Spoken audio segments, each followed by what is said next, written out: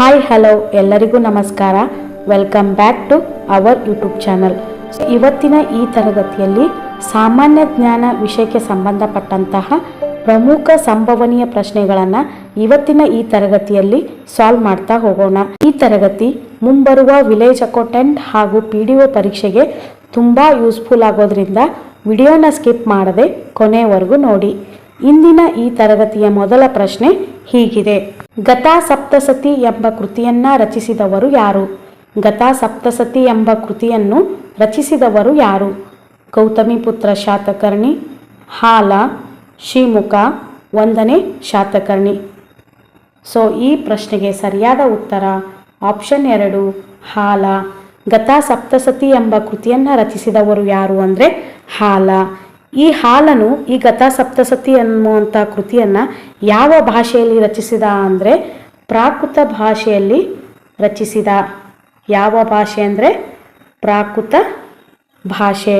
ಗತಾ ಸಪ್ತಸತಿ ಎಂಬ ಕೃತಿ ಯಾವ ಭಾಷೆಯಲ್ಲಿದೆ ಅಂದರೆ ಪ್ರಾಕೃತ ಭಾಷೆಯಲ್ಲಿದೆ.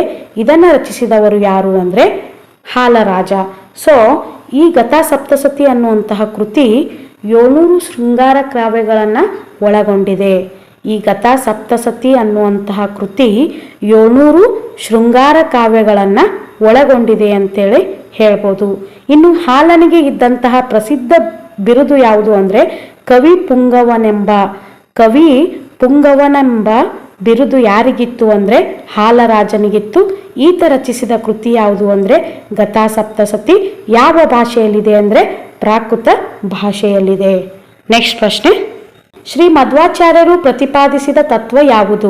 ಶ್ರೀ ಮಧ್ವಾಚಾರ್ಯರು ಪ್ರತಿಪಾದಿಸಿದ ತತ್ವ ಯಾವುದು?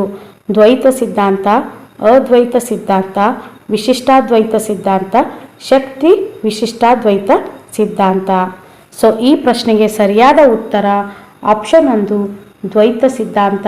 ಶ್ರೀ ಮಧ್ವಾಚಾರ್ಯರು ಪ್ರತಿಪಾದಿಸಿದ ತತ್ವ ಯಾವುದು ಅಂದರೆ ದ್ವೈತ ಸಿದ್ಧಾಂತ. ಇನ್ನು ಎರಡನೇದಿದೆ ಆಪ್ಷನು ಅದ್ವೈತ ಸಿದ್ಧಾಂತ. ಈ ಅದ್ವೈತ ಸಿದ್ಧಾಂತವನ್ನು ರಚಿಸಿದವರು ಯಾರು ಅಂದರೆ ಶಂಕರಾಚಾರ್ಯರು. ಇನ್ನು ವಿಶಿಷ್ಟಾದ್ವೈತ ಸಿದ್ಧಾಂತವನ್ನು ರಚಿಸಿದವರು ಯಾರು ಅಂದರೆ ರಾಮಾನುಜಾಚಾರ್ಯರು. ಯಾರು ಅಂದರೆ ರಾಮಾನುಜಾಚಾರ್ಯರು.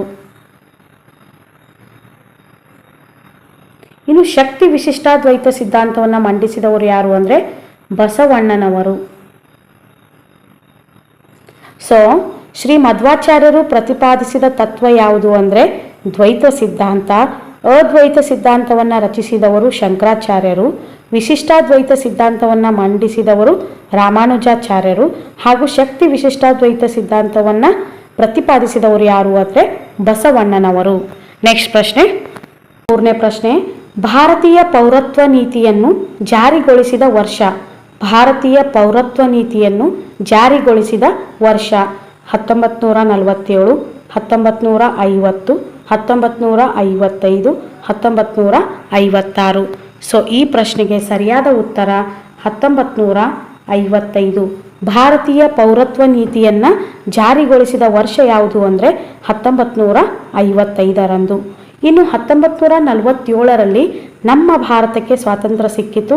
ಇದು ಎಲ್ಲರಿಗೂ ಗೊತ್ತಿರುವಂತಹ ವಿಷಯ. 1947 ಆಗಸ್ಟ್ 15ರಂದು ನಮ್ಮ ಭಾರತಕ್ಕೆ ಸ್ವಾತಂತ್ರ್ಯ ಸಿಕ್ಕ ಸವಿ ನೆನಪಿಗಾಗಿ ಆಗಸ್ಟ್ 15ಅನ್ನು ನಾವು ಸ್ವಾತಂತ್ರ್ಯ ದಿನಾಚರಣೆಯನ್ನಾಗಿ ಆಚರಿಸುತ್ತೇವೆ. ಇನ್ನು 1950ರಂದು ನಮ್ಮ ರಾಷ್ಟ್ರಗೀತೆ ಆದಂತಹ ಜನಗಣ ಮನವನ್ನು 1950 ಜನವರಿ 24ರಂದು ಅಧಿಕೃತವಾಗಿ ಅಂಗೀಕರಿಸಲಾಯಿತು ಅಂತಲೇ ಹೇಳ್ಬೋದು. ಇನ್ನು 1956ರಲ್ಲಿ ನವೆಂಬರ್ 1ರಂದು 1956 ನವೆಂಬರ್ 1ರಂದು ಏಕೀಕೃತ ವಿಶಾಲ ಮೈಸೂರು ರಾಜ್ಯ ರಚನೆ ಆಯಿತು ಅಂತಲೇ ಹೇಳ್ಬೋದು. ನೆಕ್ಸ್ಟ್ 4ನೇ ಪ್ರಶ್ನೆ: ವಿಶ್ವದಲ್ಲಿನ ಅತಿ ದೊಡ್ಡ ಖಂಡ ಯಾವುದು? ವಿಶ್ವದಲ್ಲಿನ ಅತಿ ದೊಡ್ಡ ಖಂಡ ಯಾವುದು?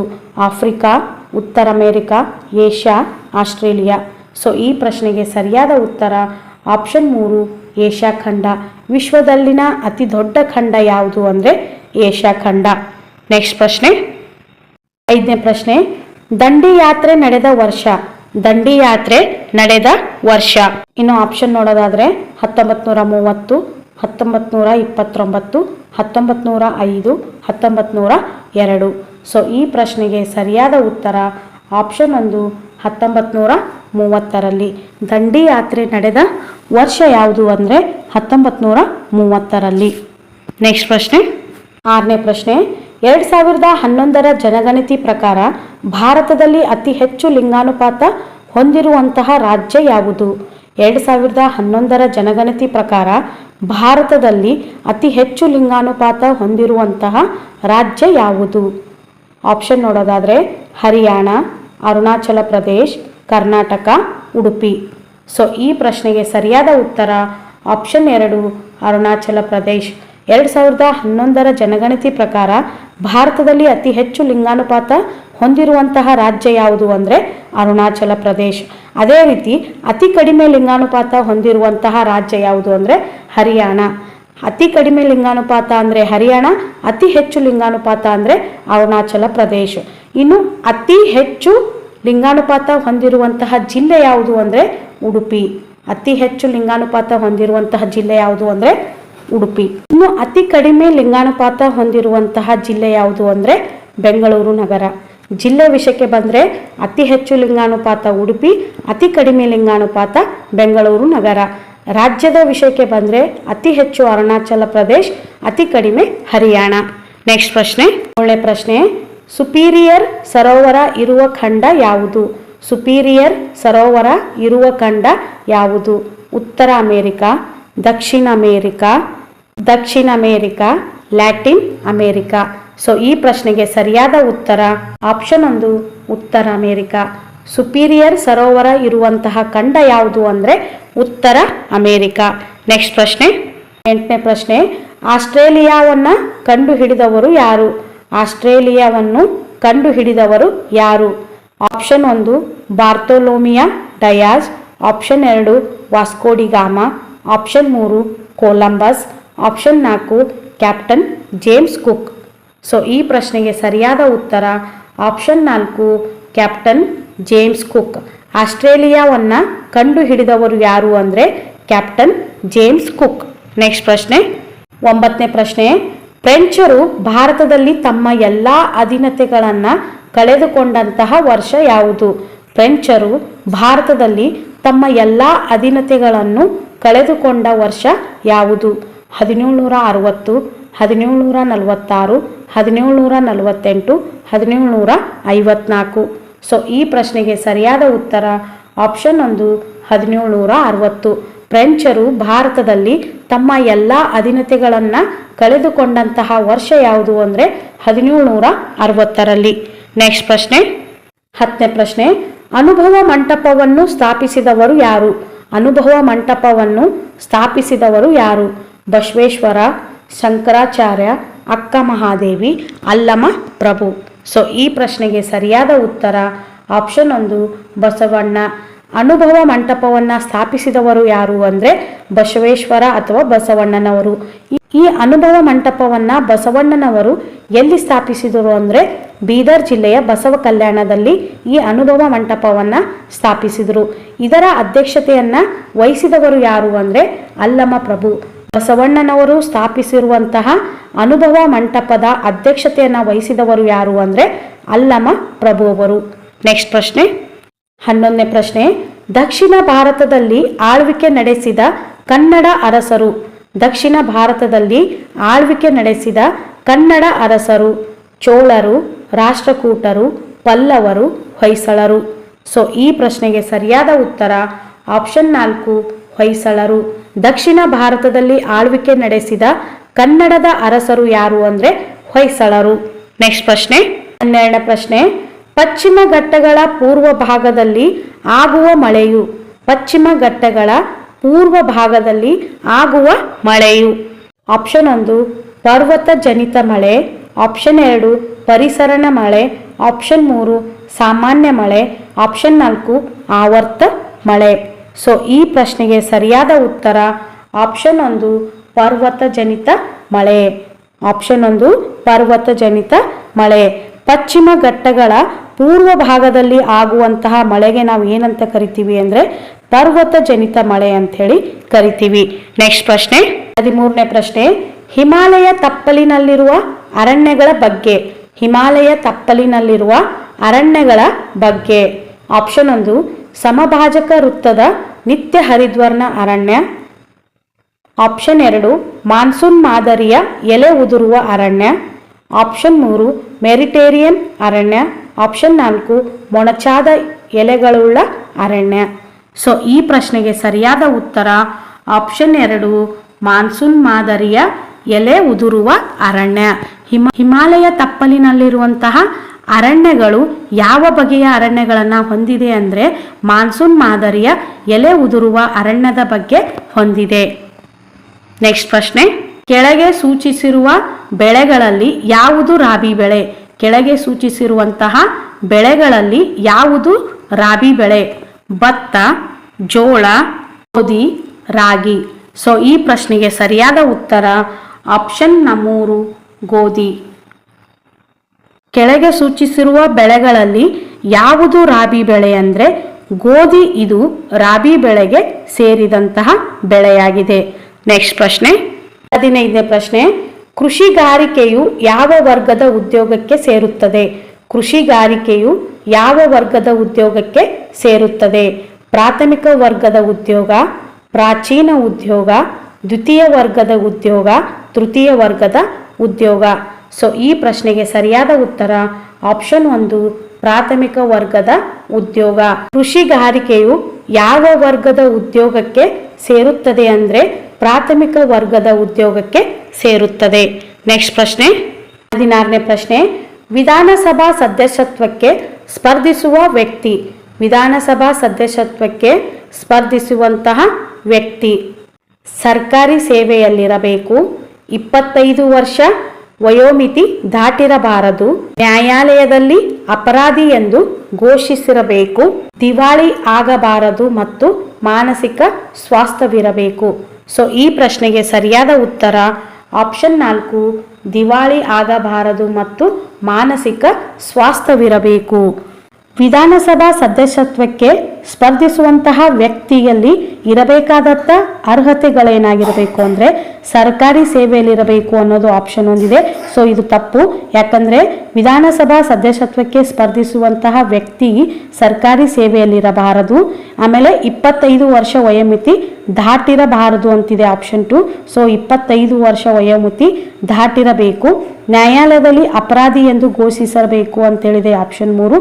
ಸೊ ಇದು ತಪ್ಪು, ನ್ಯಾಯಾಲಯದಲ್ಲಿ ಅಪರಾಧಿ ಎಂದು ಘೋಷಿಸಿರಬಾರದು. ನೆಕ್ಸ್ಟು ಆಪ್ಷನ್ 4 ದಿವಾಳಿ ಆಗಬಾರದು ಮತ್ತು ಮಾನಸಿಕ ಸ್ವಾಸ್ಥ್ಯ ಇರಬೇಕು. ಸೊ ಈ 4 ಅರ್ಹತೆಗಳನ್ನು ಹೊಂದಿದಂಥವರು ವಿಧಾನಸಭಾ ಸದಸ್ಯತ್ವಕ್ಕೆ ಸ್ಪರ್ಧಿಸಬಹುದು. ನೆಕ್ಸ್ಟ್ ಪ್ರಶ್ನೆ ಸಂಖ್ಯೆ 17, ಜಮೀನು ಸುಧಾರಣೆಯ ಉದ್ದೇಶ. ಜಮೀನು ಸುಧಾರಣೆಯ ಉದ್ದೇಶ ಆಪ್ಷನ್ 1 ಜಮೀನ್ದಾರಿ ಪದ್ಧತಿಯನ್ನು ತೊಡೆದುಹಾಕುವುದು. ಆಪ್ಷನ್ 2 ಒಕ್ಕಲುತನದ ನಿಬಂಧನೆಗಳ ಸುಧಾರಣೆ. ಆಪ್ಷನ್ 3 ಒಬ್ಬ ವ್ಯಕ್ತಿ ಹೊಂದಿರುವ ಜಮೀನಿನ ಮೇಲೆ ನಿಬಂಧನೆ ಹೇರುವುದು. ಆಪ್ಷನ್ 4 ಮೇಲಿನ ಎಲ್ಲ 3 ಅಂಶಗಳು ಜಾರಿಗೆ ತರುವುದು. ಸೊ ಈ ಪ್ರಶ್ನೆಗೆ ಸರಿಯಾದ ಉತ್ತರ ಆಪ್ಷನ್ 4 ಮೇಲಿನ ಎಲ್ಲ 3 ಅಂಶಗಳು ಜಾರಿಗೆ ತರುವುದು. ಜಮೀನು ಸುಧಾರಣೆಯ ಉದ್ದೇಶ ಏನಾಗಿತ್ತು ಅಂದರೆ ಮೇಲಿನ ಎಲ್ಲ 3 ಅಂಶಗಳು ಜಾರಿಗೆ ತರುವುದು.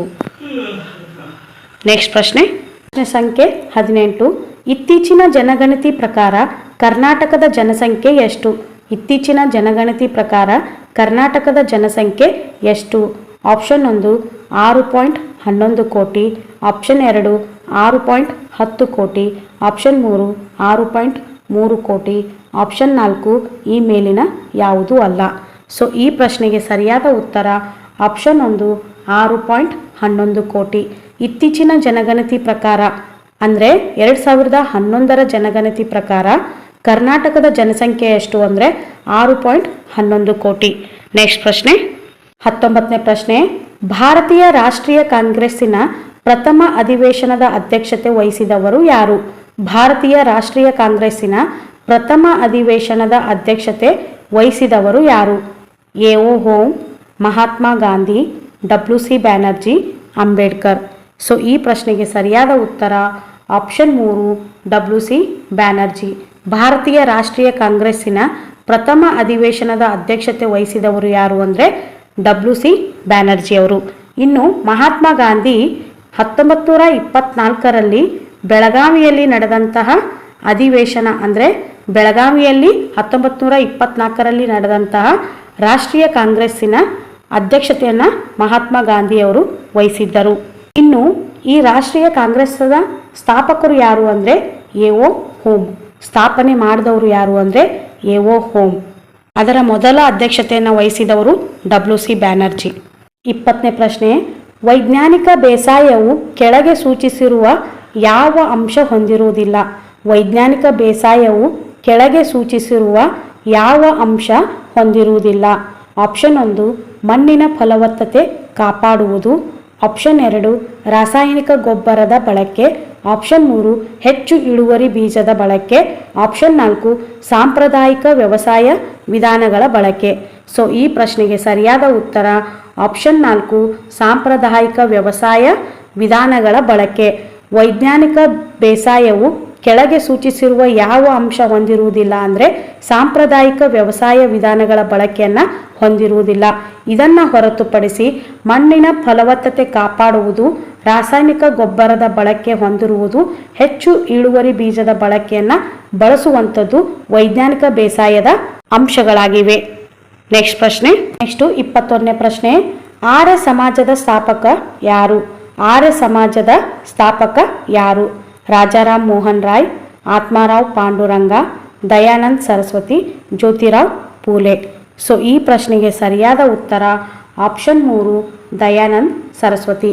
ಆರ್ಯ ಸಮಾಜವನ್ನು ಸ್ಥಾಪಿಸಿದವರು ಯಾರು ಅಂದರೆ ದಯಾನಂದ್ ಸರಸ್ವತಿ. ಇನ್ನು ರಾಜಾರಾಮ್ ಮೋಹನ್ ರಾಯ್ ಇವರು ಬ್ರಹ್ಮ ಸಮಾಜದ ಸ್ಥಾಪಕರು. ಬ್ರಹ್ಮ ಸಮಾಜದ ಸ್ಥಾಪಕರು ಯಾರು ಅಂದರೆ ರಾಜಾರಾಮ್ ಮೋಹನ್ ರಾಯ್ ಅವರು. ಆರ್ಯ ಸಮಾಜದ ಸ್ಥಾಪಕರು ಯಾರು ಅಂದರೆ ದಯಾನಂದ್ ಸರಸ್ವತಿಯವರು.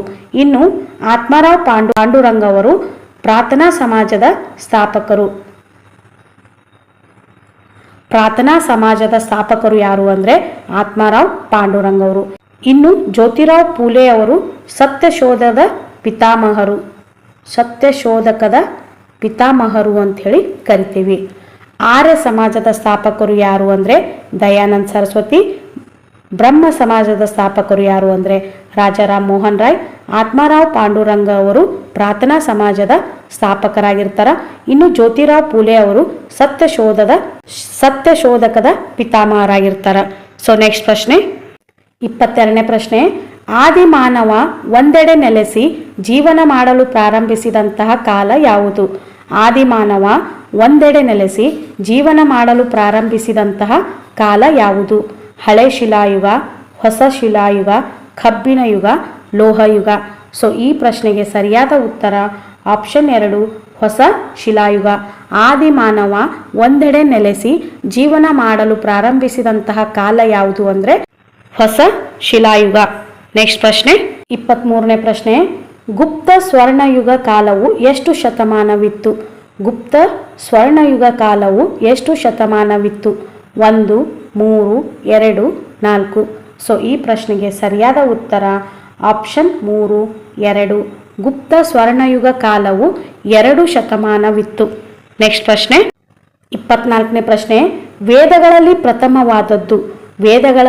ಪ್ರಥಮವಾದದ್ದು ಸಾಮವೇದ, ಅಥರ್ವವೇದ, ಋಗ್ವೇದ, ಯಜುರ್ವೇದ. ಸೊ ಈ ಪ್ರಶ್ನೆಗೆ ಸರಿಯಾದ ಉತ್ತರ ಆಪ್ಷನ್ 3 ಋಗ್ವೇದ.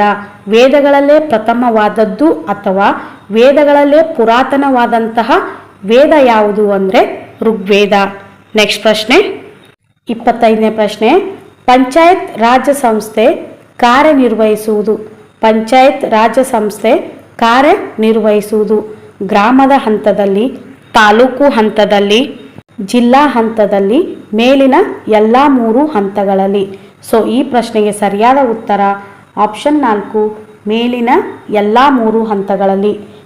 ಪಂಚಾಯತ್ ರಾಜ್ ಸಂಸ್ಥೆ ಕಾರ್ಯನಿರ್ವಹಿಸುವುದು ಎಲ್ಲಿ ಅಂದರೆ ಗ್ರಾಮದ ಹಂತದಲ್ಲಿ, ತಾಲೂಕು ಹಂತದಲ್ಲಿ ಹಾಗೂ ಜಿಲ್ಲಾ ಹಂತದಲ್ಲಿ.